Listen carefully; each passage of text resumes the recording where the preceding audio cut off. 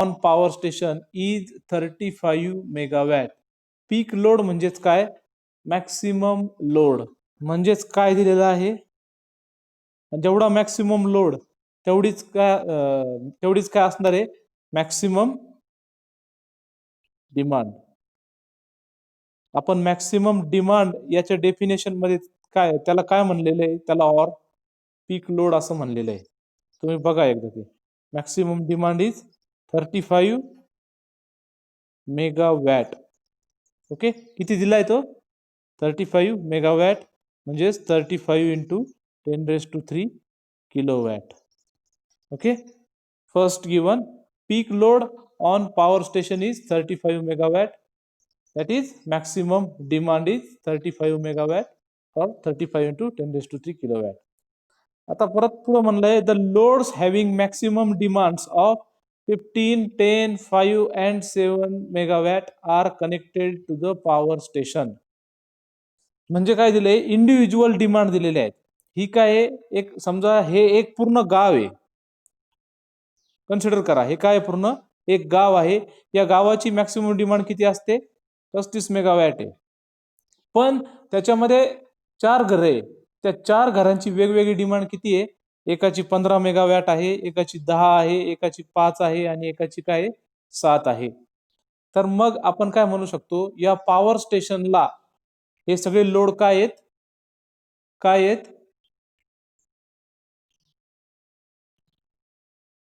Connected. काय आहेत तिथं, कनेक्टेड. अर्थ काय होतो या शब्दाचा, काय मिनिंग होतो, 15, 10, 5 and 7 megawatt are nothing but individual maximum demand.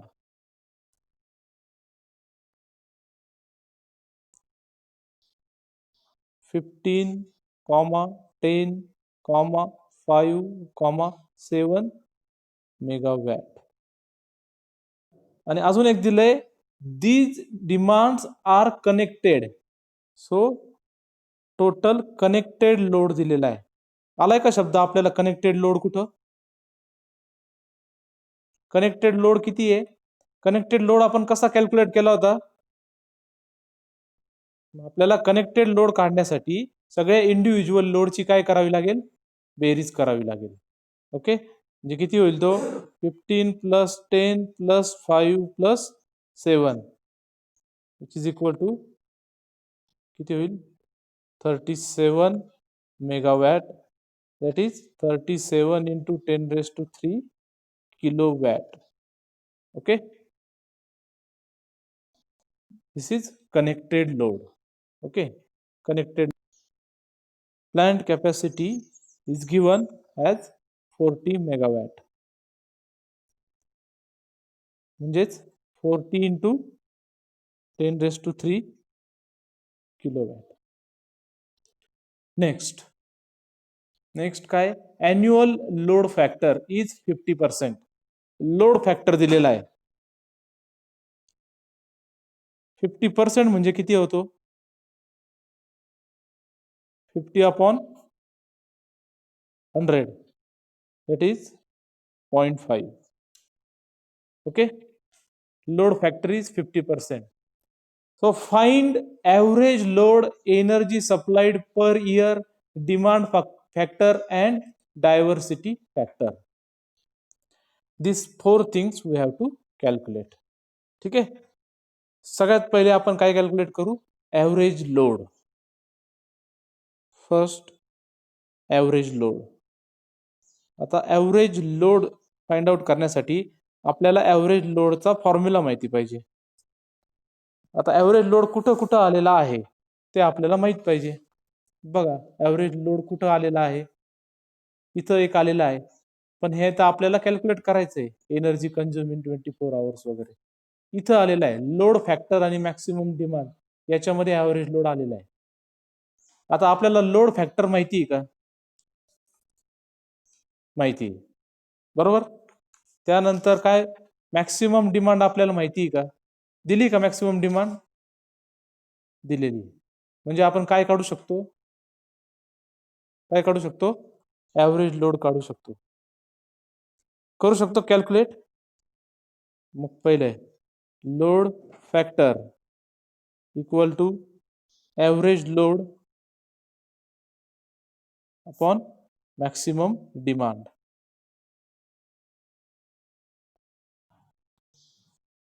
Load factor 0.5 is equal to average load upon maximum demand is 35 into 10 raised to 3 kilowatt मधलं घ्यायचं आहे. 35 into 10 raised to 3 average load किती आला बघा.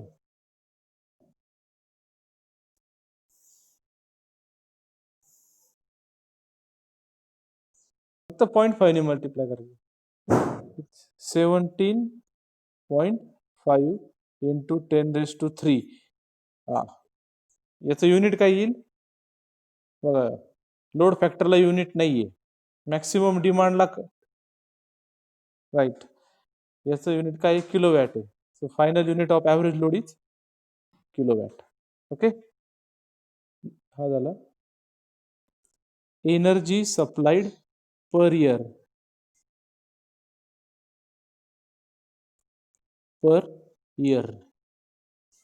काय आहे त्याचा formula. Average load is equal to energy supplied per year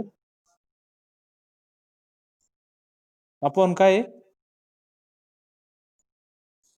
upon number of hours in a year.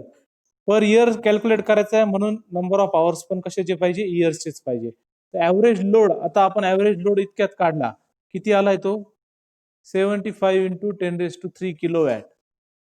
So 17.5 into 10 raised to 3 is equal to energy supplied per year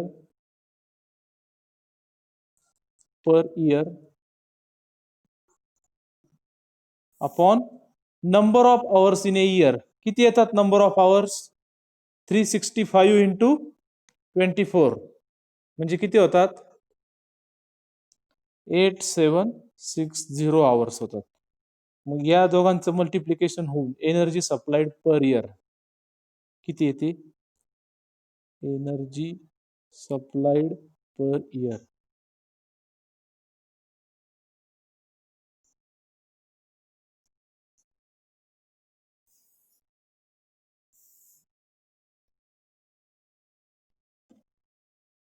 $153.3 into 10 raised to 6.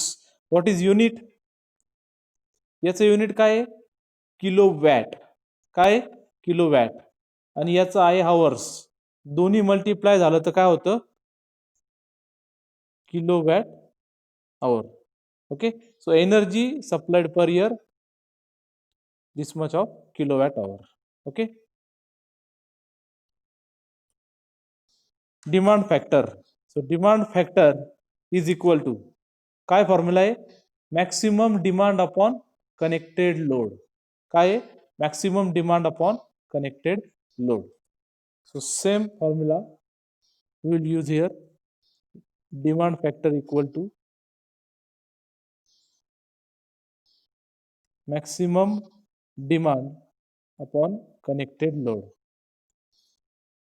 आहे का आपल्याकडे दोन्ही value.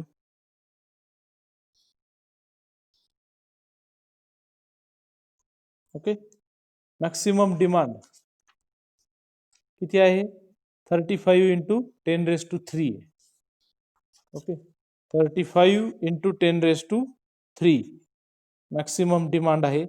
आणि connected load दिलाय का, connected load पण काढलाय आपण. किती येतो 37 into 10 raised to 3.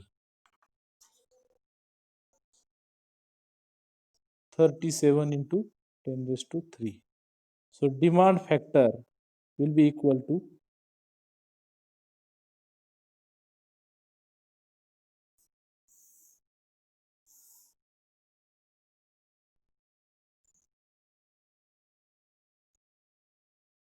Okay.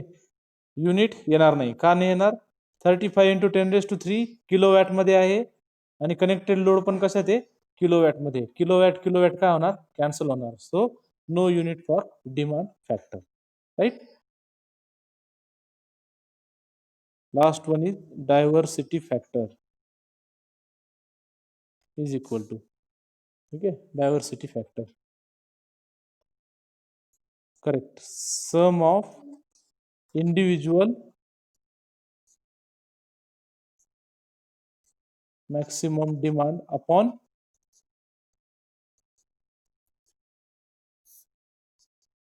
Maximum demand. आता आपल्याला इंडिव्हिज्युअल मॅक्सिमम डिमांड दिलेले आहेत का? दिलेले आहे. हे बघा इंडिव्हिज्युअल मॅक्सिमम डिमांड किती आहे? 15, 10, 5 आणि 7. पण कशात दिल्या आहेत त्या? मेगावॅट मध्ये दिलेल्या आहेत. ओके, सो मेगावॅट मध्ये राहू द्यायचं तर राहू द्या, किंवा किलोवॅट मध्ये सुद्धा करू शकता, काही प्रॉब्लेम नाही. शेवट 10⁻³ काय निघणार आहे? कॉमनच निघणार आहे. मग डायरेक्टली फॉर्म्युला काय आहे? आता मॅक्सिमम डिमांड दिलेले आहेत 15, 10, 5 आणि 7. So sum of these all individual maximum demand 15 plus 10 plus 5 plus 7. Okay, ही झाली sum of individual maximum demand. आणि आपण काय आहे? Maximum demand. So maximum demand is 35 into 10⁻³ kilowatt. पण आपण इंडिव्हिज्युअल मॅक्सिमम डिमांड कशात घेतले आहे? मेगावॅट मध्ये घेतलेले आहेत. सो मॅक्सिमम डिमांड पण कशात घ्यावी लागणार? मेगावॅट मध्ये. 10⁻³ नको म्हणून आपण ते मेगावॅट मध्ये घेतले आहेत. जर तुम्ही किलोवॅट मध्ये जर घेतले, दोन्ही पण किलोवॅट मध्ये घ्यायच्या. काय येईल? किती लिहू मग मी? मॅक्सिमम डिमांड किती येईल? So it is 37/35 ना.